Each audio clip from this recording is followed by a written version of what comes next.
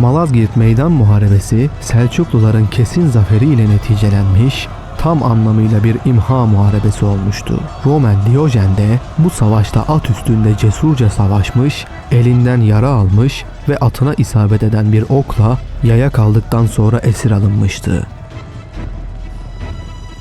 Selçuklu ordusu tarafından ele geçirilen ganimetler muazzamdı.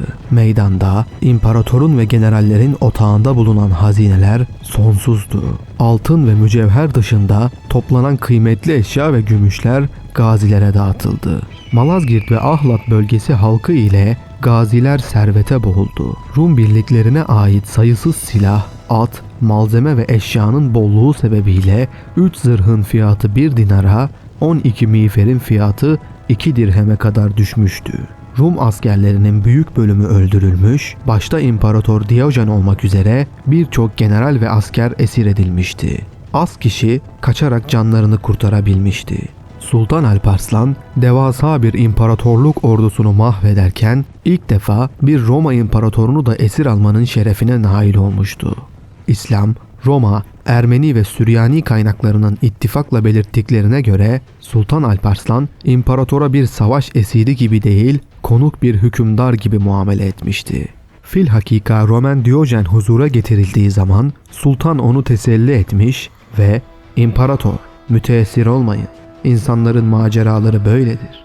Size esir değil, büyük bir hükümdar muamelesi yapacağım," dedi ve imparatora şu soruyu sordu: "Eğer zaferi sen kazansaydın ve beni böyle tutsak alsaydın ne yapardın?" İmparator, "Düşmana yapılması gerekeni yapardım," diye karşılık verince Sultan Alparslan samimi ve vakarlı davrandığından dolayı onu takdir etti ve "Şimdi sana ne yapacağımı sanıyorsun?" diye sordu.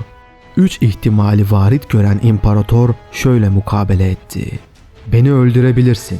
Bu kasap işidir. Zaferini göstermek üzere beni şehirlerinde dolaştırır ve satarsın. Bu da sarraf işidir. 3. ihtimali söylemek ise bir hayal veya delilik olur," dedi.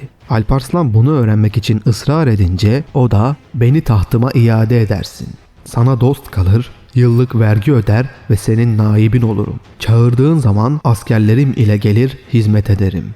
Beni öldürmekten sana bir fayda yoktur.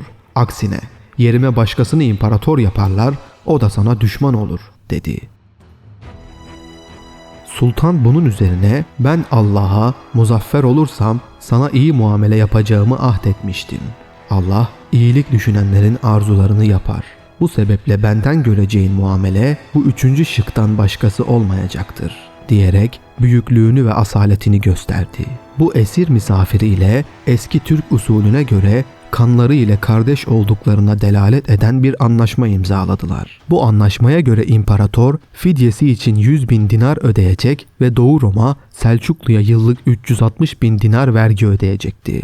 Selçuklu Sultanı çağırdığı zaman Roma Selçuklu'ya asker gönderecekti. Ayrıca evvelce İslam'a ait bulunan Antakya, Urfa, Münbiç, Ahlat ve Malazgirt beldeleri Selçuklu'ya bırakılacak ve Doğu Roma'nın elinde bulunan tüm Müslüman esirler serbest kalacaktı.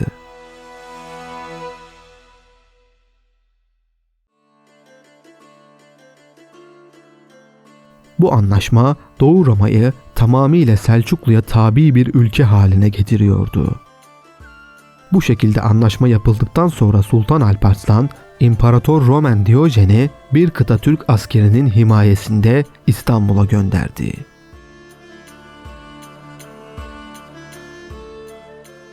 Malazgirt Zaferi, Türk, İslam, Roma ve hatta dünya tarihinde büyük dönüm noktalarından birini teşkil ediyordu. Sultan Alparslan başta halife olmak üzere her tarafa fetihnameler göndererek müjde haberini vermişti. Bu haber İslam dünyasında büyük bir sevinç meydana getirmiş, her tarafta şenlikler yapılmıştı. Alparslan Hemedan'a dönünce başta halifenin elçisi ve mektubu olmak üzere birçok hükümdarların gönderdiği elçi, tebrik ve hediyeleri kabul etti. Dönemin şairleri kasidelerinde bu zaferi Hazreti Ömer radıyallahu anh zamanında Rumlara ve Sasanilere karşı kazanılan Yermük ve Kadisiye savaşlarına benzetmişlerdi.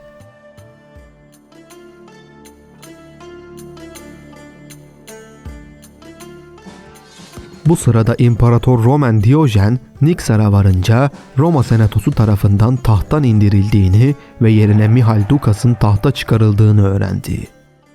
Bunun üzerine beraberindeki Selçuklu kıtasını geri gönderirken Sultan Alparslan'a yazdığı mektupta tahtın elden çıktığını ve daha fazla bir kudreti olmadığını bildirdi. Yeni İmparator Dukas'ın emriyle alıkonulan Roman Diyojen'in gözlerine mil çekilerek kör edildi. Diyojen, düşmanı olan Selçuklulardan gördüğü insanlıktan sonra kendi milleti olan Rumlardan gördüğü bu zalimliği de Sultan Alparslan'a bildirmişti. Kınalıada'da hapis tutulan Roman Diyojen, ızdıraplar içinde feci bir şekilde hayata gözlerini yumdu. Bu duruma çok hiddetlenen Sultan Alparslan, "Bugünden itibaren Rumlarla mevcut sulh sona ermiştir.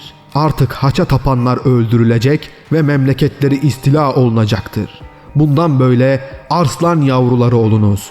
Yeryüzünde gece gündüz kartal gibi uçunuz ve Rumlara merhamet etmeyiniz," diye emir verdi.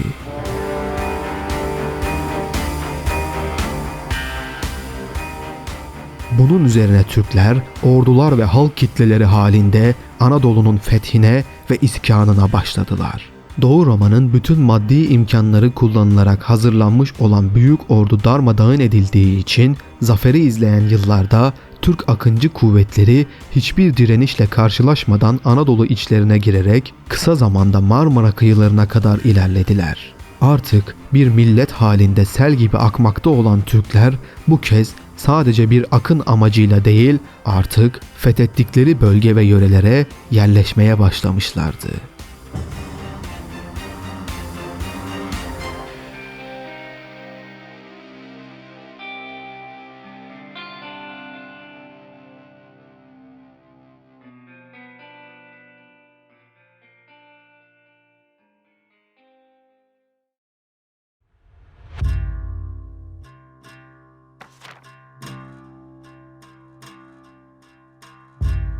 Malazgirt zaferinden bir yıl sonra. Doğuda Alparslan'ın damadı Karahanlı hükümdarı Şemsülmülk Nasır Han ile Alparslan'ın oğulları Harezm Meliki İlyas ve Toharistan Meliki Ayaz arasında sınır kavgaları eksik olmuyordu. Şemsülmülk Nasır Han'ın Türkistan tarafında bulunduğu bir sırada Alparslan'ın oğlu Ayaz, Buhara ve Semerkant taraflarına akınlar yapmıştı. Bu istila haberi üzerine dönen Şemsülmülk Nasır Han, kayınbiraderi Ayaz'ın askerlerini bozmuş, bir kısmını esir almış ve öldürmüştü. Bu hadiselerde hanımı Ayşe Hatun'u kardeşi Ayaz'a yardım ettiği gerekçesiyle suçlamış ve ona "Sen benim karım değilsin, bana karşı casussun. Kardeşin Ayaz'ı memleketlerimi tahrip etmesi için kışkırtıyorsun," diyerek ayaklarındaki ayakkabıyla Ayşe Hatun'a vurarak öldürmüştü.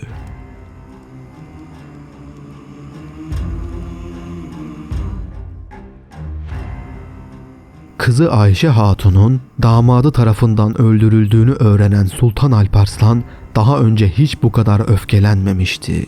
Selçuklu topraklarındaki bütün askerlerin Merv'de toplanmasını emretti.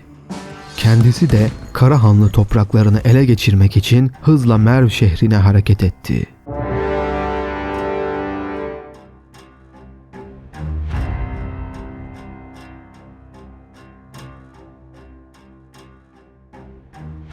Nihayet toplanan 200.000 kişilik devasa ordu Selçuklu tarihinde şimdiye kadar toplanmış en kalabalık orduydu. 1072 yılının Eylül ayında bu büyük Selçuklu ordusu Karahanlı toprakları üzerine harekete geçti. Şemsülmülk Nasır Han Sultan Alparslan'a mektuplar yazıyor, af diliyor ve kızı Ayşe Hatun'u öldürmediğini, onun hastalıktan dolayı öldüğünü söyleyerek Sultan Alparslan'ı bu seferden vazgeçirmeye çalışıyordu.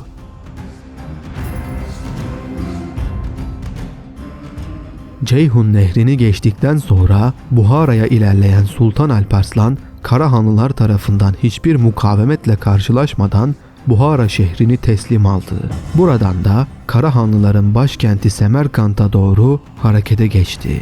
Bir rivayete göre Semerkant halkı camilerde toplanıp Alparslan aleyhinde beddua etmeye başlamıştı. Kaynakların kifayetsizliğine rağmen Karahanlıların Alparslan'a bir mukavemeti görünmüyor, yalnızca Berzem Kalesi inatla dayanıyordu.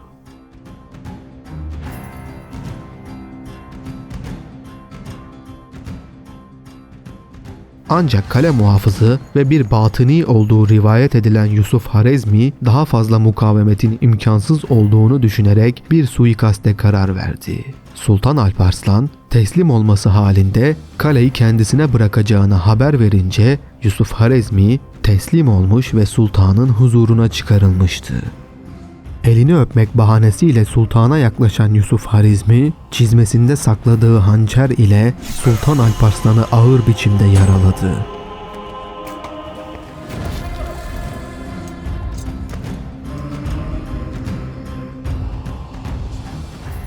Ve hemen o anda sultanın yanında bulunanlar tarafından öldürüldü. Sultan Alparslan aldığı bu yara ile ancak 4 gün yaşayabilmişti. Vefat etmeden evvel ordu erkanına vasiyetini yaptıktan sonra şu sözleri söyledi. Bir tepe üzerine geldiğimiz zaman ordunun azametinden ve askerin çokluğundan altımda yerin titrediğini hissediyor ve kendi kendime ben dünyanın sultanıyım. Bana kimsenin kudreti yetmez. Bu ordu ile Çin'i dahi fethederim dedim. İşte bu gurur yüzünden şimdi bu aciz duruma düştüm. Halbuki herhangi bir sefere girişirken daima Allah'tan yardım dilerdim demiş ve Allah'tan af dilemişti. Onun bu sözleri imanını ve cihangirlik davasını belirtiyordu. Selçuklu hükümdarları arasında onun kadar dine ve cihada bağlı olanı yoktu. Çok merhametli ve şefkatliydi. Sarayında fakirlere dağıtılmak üzere her gün 50 koyun kesilirdi. Hakimiyet ve saltanatlarının İslamiyet'in ve ehli sünnetin zaferine bağlı olduğuna inanıyor, bu dini ve milli vazifeyi haleflerine ve Osmanlı sultanlarına miras bırakıyordu. Onun vefat haberi yayılınca bütün İslam dünyası yasa girmiş, halife Kaim bi Emrillah bir haftalık yas ilan etmişti. Sultan Muhammed Alparslan, babası Çağrı Bey'in askeri yetenekleri ve amcası Tuğrul Bey'in siyasi dehasını bünyesinde birleştirmiş, büyük bir insan olarak tarihe mal olmuştu. Allah kendisine rahmet etsin.